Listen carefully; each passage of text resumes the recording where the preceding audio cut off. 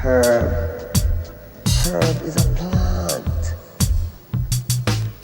I mean, herbs are good for everything.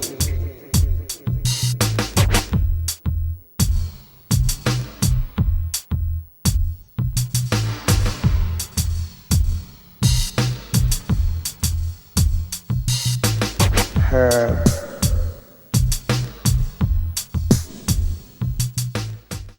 Welcome to the Eugene Cannabis TV show. We got episode 662, and I'm here by myself. We don't have any guests tonight. Always looking for guests, but we don't have any tonight, but I've got some great stories for you. And a quick announcement, LV Musica, the federal medical marijuana patient, one of only 4 left, lives in Eugene, and she's trying to get a donation for her can that her joints came in from the government. It's empty, it doesn't have joints in it, but it is a can from the federal government to one of only 4 living medical marijuana patients. So it's kind of a collector's item. So get a hold of me and send us a note, or what do you need to do if you're interested, because Elvie could use the money for her activities to help the cannabis world, and that's her whole life. So just another note that I still got Elvie's tin. So I wanted to do a quick story on, not a quick story, it's actually the whole sort of segment, but it's well said and something that needs to be said. Titled, Oregon Patients Are Getting Lost in the Legalization Hustle. Subtitle, Medical Marijuana Patients in Oregon Are Losing Out to Legalization. This was written by Angela Baca at the cannabisnow.com website on October 30th this year. For all advocacy movements, it seems the saying 2 steps forward, 1 step back is more of a rule. For the advocates trying to end the prohibition on the cannabis plant, it seems that the Obama years were about 6 steps forward, and the Trump years will be the requisite 3 steps back. For medical marijuana patients, that could be devastating. Early West Coast medical marijuana laws incentivized cultivation for patients first and allowed farmers to make a profit selling what their patients didn't need to dispensaries. In this way, the broader market, now categorized as recreational, incentivized farmers to produce cannabis directly for the chronic and terminally ill, whose use could be classified as medical, was determined not by the government but by doctors. While this system may have seemed like too much freedom back east in D.C., it is more rooted in reality than current federal and state policies. Cannabis is a non-lethal plant, safer to ingest than most pharmaceutical drugs, alcohol, tobacco, and processed foods. The most dangerous thing about it has been the crime of prohibition and the lack of truthful information. West Coast states transformed the medical marijuana movement into an industry that paved the way for more states to legalize marijuana in some form. Now that legalization is here, states are working to bring their new laws into compliance with federal guidelines and protect an industry now flush with Wall Street investment. Unfortunately, patients are getting lost in the hustle. In Oregon, by the end of the year, most patients will have lost access to the farmers that supply them as they move into the recreational market to make money. Oregon licensed recreational growers aren't interested in patients anymore. They weren't interested in them before, except to exploit them to get their numbers up. It's tough for patients now, says Anthony Taylor. Taylor is the president of Compassionate Oregon, a 501c3 political action committee that works to protect the rights of medical marijuana patients. He is working closely with the newly created Oregon Cannabis Commission to design and enact a long-term strategic plan to make sure cannabis remains available and affordable for Oregon patients. Oregon, like the rest of the West Coast, has always been a major supplier of the illegal national cannabis demand. The cultivation community is generations deep, sustaining the economies of similar municipalities in the region. The industry is so woven into the cultural fabric of the West Coast that other California that after California paved the way for medical marijuana laws in 1996, both Oregon and Washington passed similar legislation in 1998. In 2010, voters tasked the Oregon Health Authority with licensing and regulating the medical marijuana growers, processors, and dispensaries that were already serving the market. In 2014, Oregonians voted to tax and regulate marijuana for adult use. Now that marijuana is legal and the market has been divided into medical and recreational, there is no longer a direct incentive to provide patients with what they need. And once a state votes for legalization, the regulating isn't over. Supporters, opponents, and special interests continue to work through the legislature for changes. No one interest has more influence, however, than the federal government. In 2009, President Obama's Attorney General, Eric Holder, outlined the new administration's position on non-interference with state medical marijuana programs in what is now known as the Ogden Memo. The Ogden Memo kicked off the Green Rush, which, like the Gold Rush before it, inspired waves of would-be marijuana millionaires to flock west and attempt to stake their claim to the riches. By 2012, Washington and Colorado voted to legalize the adult use of marijuana. By 2012, Washington and Colorado voted to legalize the adult use of marijuana. In 2013, Holder responded with the Cole Memo. The Cole Memo outlined 8 priorities for the state to regulate in order to avoid federal interference, including preventing legal marijuana from leaving the state. Since the Cole Memo, bigger money has flooded into the industry and more states have legalized or plan to. But now with President Trump, the United States has an Attorney General, Jeff Sessions, who also happens to be one of the staunchest opponents to marijuana for all uses. While the administration in general has sent mixed signals nationally about how it will or won't tolerate state marijuana laws, visits from federal officers and Sessions himself in Oregon pushed the state compliance with the Cole Memo. Governor Kate Brown signed Senate Bill 1057 this May, which requires all growers in the medical market to track and support their grows. Technically, this doesn't mean the Oregon medical marijuana program is going anywhere, but the regulations and profit incentives towards recreational marijuana will leave medical growers without a market and no incentive to keep growing for patients. By January 1st, any medical marijuana garden larger than 12 plants will need to track their plants from seed to sale, just like growers for the recreational market, who are managed under the Oregon Liquor Control Commission. Unlike recreational growers, though, there isn't much of a retail market left for medical growers to recoup their costs by selling to. Excuse me. Marijuana grown under the OMMP program can only be sold to state legal patients. Recreational marijuana can be sold to anyone over the age of 21, including patients. Recreational dispensaries can sell to patients too, but medical dispensaries can't sell to recreational customers.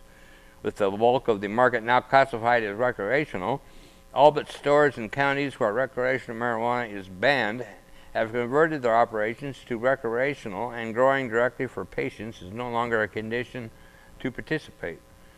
Compassion Oregon's Anthony Taylor notes that the only real incentive left to grow directly for patients is compassion. We expect to see a continuing rise in patients not being able to find growers anymore. Growers have kind of just thrown up their hands and said, you know, it's not worth it anymore because I can't recoup my expenses. Taylor says, that is grating on me heavily. There are thousands of patients who have lost their growers, thousands of them. The effect of the separation of the medical and recreational markets goes beyond patients losing free access to this medicine they rely on, which is not covered by any insurance plan and can cost hundreds to thousands a month. Patients are also losing access to the cannabis extractions they have come to rely on from their farmers. Retail prices for extracts are anywhere between $40 to $60 a gram, including for full medical cannabis oil, with some patients taking up to a gram a day. Taylor acknowledges that as it stands now, patients who can't afford the cost will have to go without. FECO, which is there's FECO and RSO and the cannabis oil. FECO is available at some OLCC stores and that will still cater to patients, but is expensive and sells out quickly.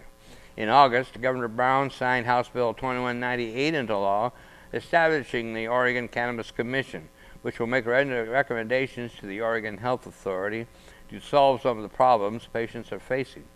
For now, Compassionate Oregon is planning to work closely with the newly formed commission, but more support in the Capitol is needed to represent patients' interests.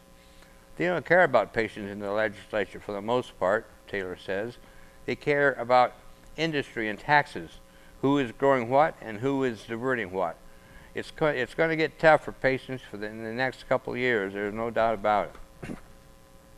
Sarah Duff of Duff Johnson Consulting runs a service that matches patients to growers.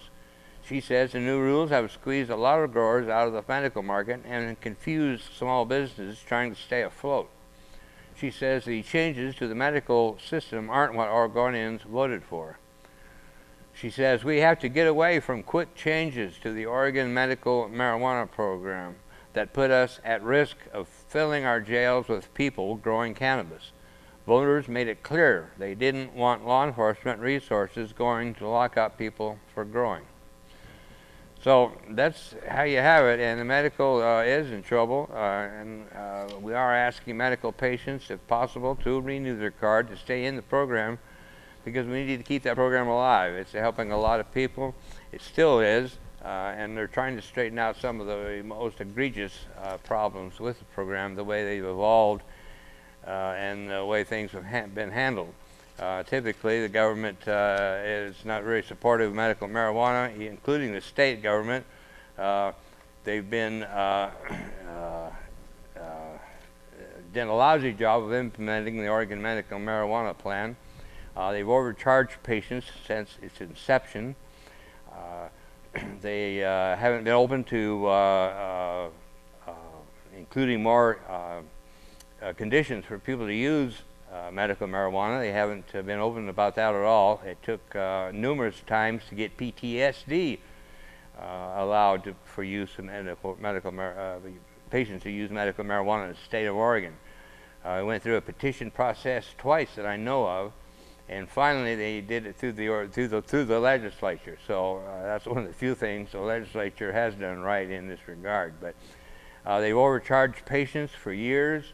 And then keeping the money and keeping the money that they used in excess of what it needed to run the program, put it in other programs to fund other programs instead of returning it back to the patients that shouldn't have been taken from in the first place.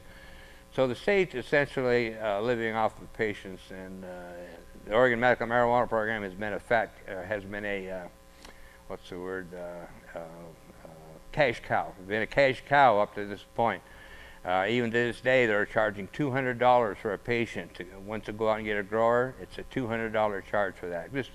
It's complete junk fees, as they call it in finance circles. It's just a fee, just to raise the money. The only reason they have it is just to make money. Anyway, it's a junk fee, $200 junk fee. So anyway, we'll come back on the second half, and we got some more interesting stuff to talk about. So stick around, and I'll be here. Hope you will be. If you're an adult who enjoys a good beer, there's a similar product you might want to know about. One without all the calories and serious health problems. Less toxic so it doesn't cause hangovers or overdose deaths, and it's not linked to violence or reckless behavior. Marijuana. Less harmful than alcohol, and time to treat it that way. For more information, visit marijuanaissafer.org. Welcome to the second half of episode 662 of the Eugene Cannabis TV show. You got your host, DanK, and our friend Mark is back with us, and going to do the book review.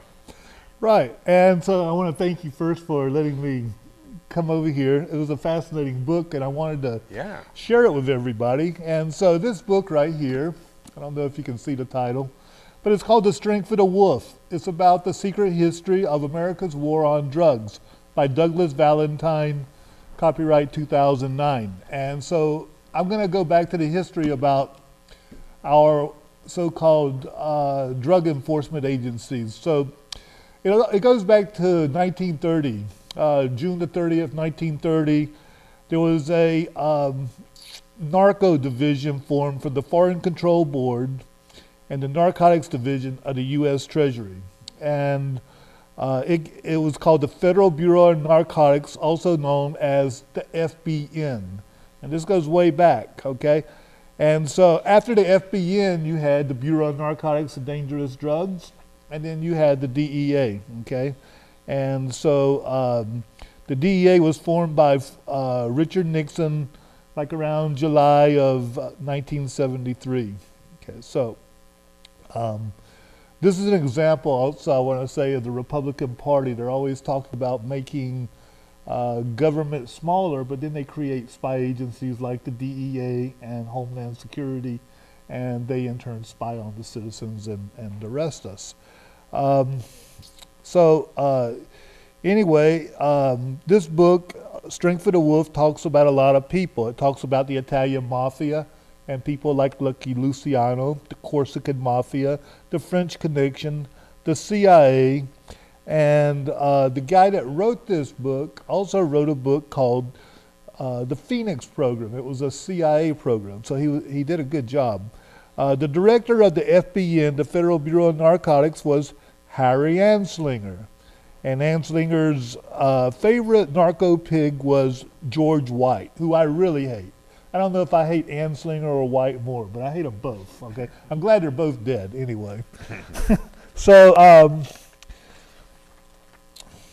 White had gone undercover and he busted a Chinese mafia tongue called the Hipsing tongue. And he was supposed to have been like a really mean drunkard. He was always known to drink gin for breakfast, lunch, and dinner, okay? And he also had an opium pipe collection that he took for the opium dens when the Chinese had the opium dens. And so, and White was really weird, you know. On page 217 of this book, it talks about White paying prostitutes in high heels and stockings to whip his behind. And on page 129 of The Strength of the Wolf, it reads that George liked little birds, like canaries, okay? And this guy's like second in charge of the FBN now, right? And it reads, a prostitute tied White up, strapped into the bed, and whipped his tail. And so this is the kind of people you had running the Federal Bureau of Narcotics. And you had Anslinger, and we talked about Anslinger, I believe it was in 658, 659, about his Gore file and how he lied to Congress. Okay, so that was, White was his favorite cop. Okay, so what was interesting about this book was that what I had found out, White had gotten with a guy named Sidney Godley, the director of the CIA's technical services, and they signed a contract to begin LSD testing on clients that were brought into safe houses in big cities like San Francisco. And these safe houses were ran by the Federal Bureau of Narcotics and the CIA. Okay. So author Valentine on page 4 wrote, and I'm going to quote, Allen provided me with portions of George White's diaries which recorded White's involvement in the CIA's MK Ultra mind control program. Okay. And I just want to say that I'm an advocate of StopEG.com and other organizations against mind control. And it's horrible. And they use people for human experimentation. Repeat that. That's StopEG.com. In fact, I have it right here. Yeah. And okay. And so until citizens eliminate people like them, you know, it just gets worse and worse. On page 390, you can read about the CIA being involved in the drug business at home and abroad. And on page 384, they talk about the LSD guru Timothy Leary. And so when Leary got fired from Harvard, he relocated to Mexico. And when he was crossing the Laredo, Texas border on December 23rd, 1965, he was arrested for 3 ounces of marijuana. Only 3 ounces now. It documents that particular arrest carried a potential for a 30-year sentence. Can you imagine 30 Yeah. years for To 3 ounces of pot? Yeah. Yeah. A plant. So we've come a long way with marijuana laws, but we still have a long way to go. Okay. Okay. So what was cool about this book, Strength of the Wolf? Let's see if I can get it where you can see it. Was there's a lot of photos. Okay, and you can see photos of Anslinger, of White, of Lucky Luciano, and all the narcos that were involved. And it even talks about one of the narcos, I believe his name was Salmi. He got arrested while working undercover in Turkey. So they're not exactly, Boy Scouts. I believe it was this book that I also had read that one of the narcos would pay drug addicts to wash his car with heroin. So anyway, so I just want to say that that it's a good. First, I want to close by saying that I love marijuana, and that I despise narcos, and that I enjoyed Strength of the Wolf. Highly recommend the reading. It's historical, it's entertaining, and it's a piece of history that Americans should know about, how lowlifes in the United States Treasury Department, back then and still are, in my opinion, have influenced our lives. And so I highly recommend that everybody read it. You'll enjoy reading it, looking at the photos, and it will put into place how drug enforcement has evolved into the machine that it is today. Interesting. I appreciate it. And again, that's The Strength of the Wolf. If you'd like to check that book out, and you're Eugene Library, I assume. Yeah, I got this book at the downtown library in Eugene, and it's by Douglas Valentine, and this particular one says 2004 on it. So it's been around a while, but a lot of people have not seen it. So I thought I would bring it to everybody's attention. That's great. That's interesting. I appreciate that. And the 2 prior shows that Mark has been with us, he talked about the whole history of marijuana specifically and what we've been through, and a lot more history than I ever heard about. So that was fascinating. I really appreciate that. And also, I just want to say that what we talked about on 658 and 659 about Randolph Hearst and Anslinger, well, the same characters are in here also. Even Hearst is in here. Oh, yeah. So, these people have an influence on American lives, especially if you enjoy marijuana or if you've got anything to do with it, or if you've ever been arrested for it. It tells you how the people behind the scenes that you would never expect have influenced the lives of many people in this country today. Interesting. That's fascinating.